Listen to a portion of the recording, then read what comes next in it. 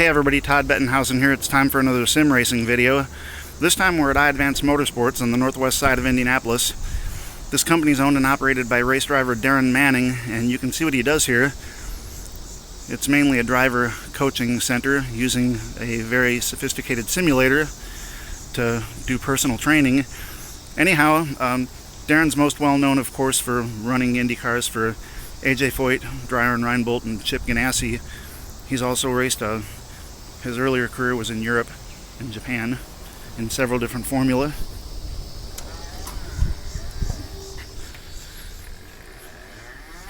So this is Darren's business. It's quiet here now.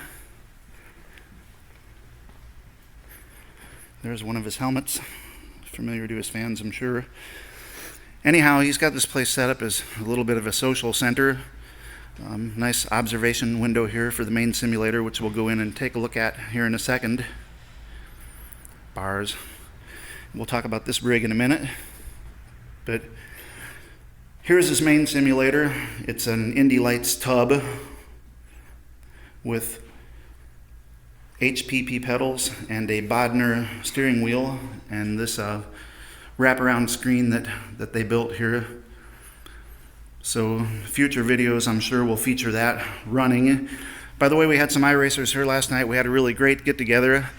But we're going to turn our attention, now that we've seen Darren's facility, to SimXperience rear traction loss. And this rig here is sitting on a SimXperience rear traction loss base, which has a pivot point at the front center right here, and it rides on a couple of basically ball bearings in the back, and that deck swings back and forth. There's an actuator underneath there.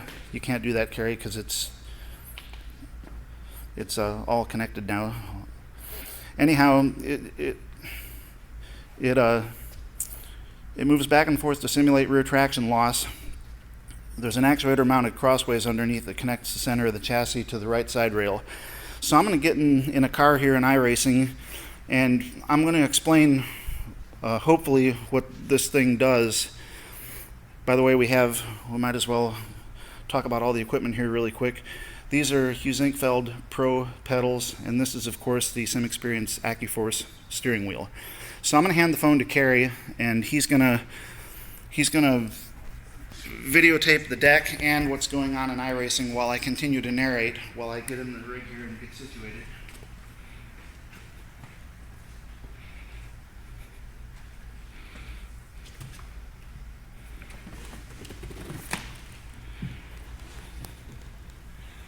Of course, we're running the Oculus Rift virtual reality headset. No monitors to be found, at least not for the driver.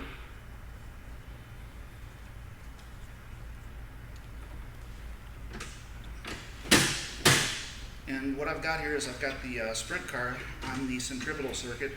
I did a little bit of testing, and it's just a really, really ideal car to demonstrate what this rear traction loss, we'll call it RTL for the rest of the video, what the RTL deck does. So Carrie's going to put me in the car, and I'm going to center myself up.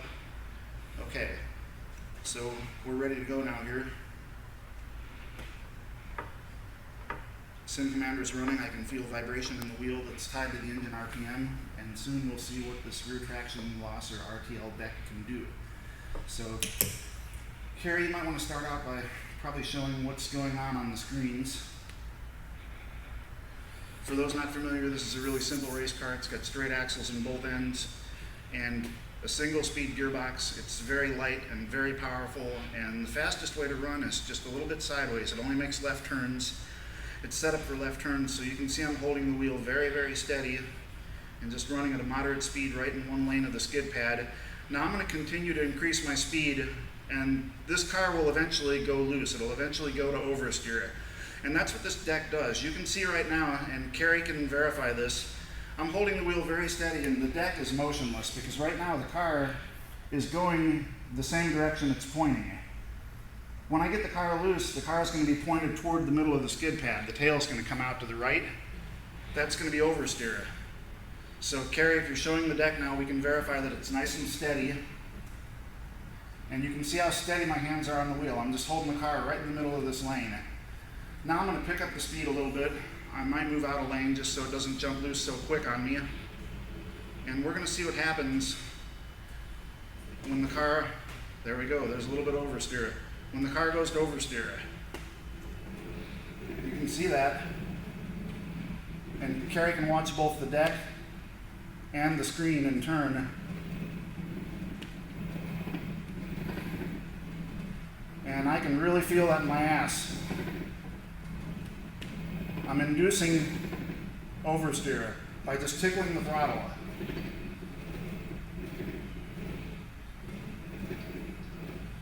Okay, now I'm going to induce a big oversteer, and hopefully I can catch it. Hopefully I don't spin the car. I'm not really too familiar with the setup, what the setup's going to do well beyond the limit, but we'll go ahead and try it.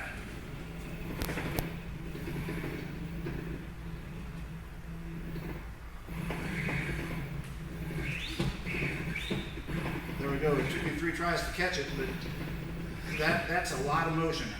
To me here in the cockpit, that's a ton of felt motion.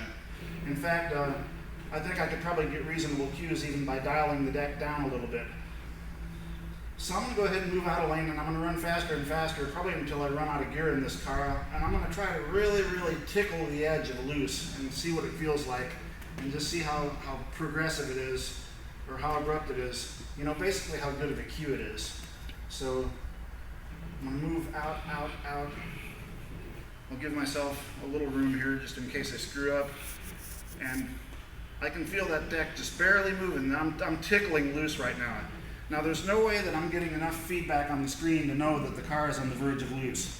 I'm not seeing the scenery sliding back and forth like you do when a car really jumps loose. And I'll show you what I mean here. I'll hold my head steady and I'll jump the car loose. See the scenery move?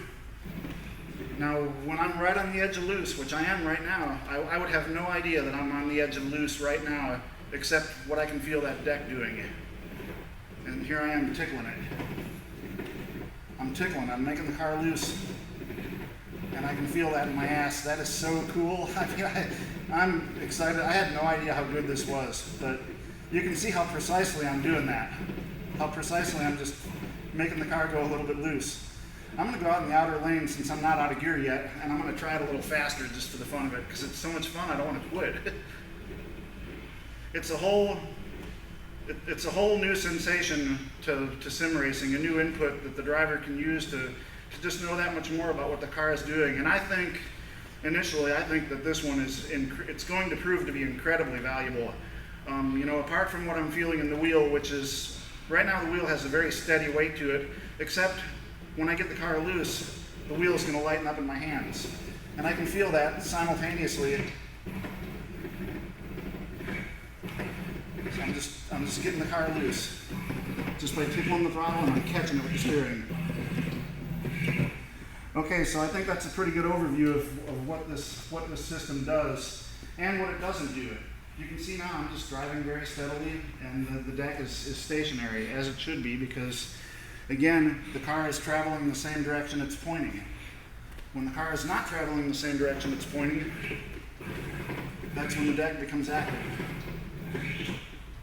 I gotta tell you guys, I had no idea how cool it is. So we'll be working with it some more in the future, but there's a quick overview of SimXperience rear traction loss and what it does in terms of giving the driver a little bit more information, actually a hell of a lot more information to know exactly what the car is doing. So thanks for watching, and we'll see you next time.